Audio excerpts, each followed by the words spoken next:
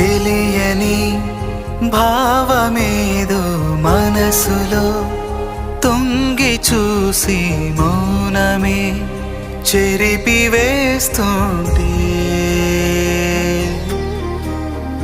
మాటలై పలకరిస్తుంటే నిన్ను చూసి నన్ను చూసి చెప్పాలని అనిపిస్తుంది. ఏమని? గతము తిరిగి రాదని, రేపు అన్నదే లేదని, ఇప్పుడే నీకు నేనని.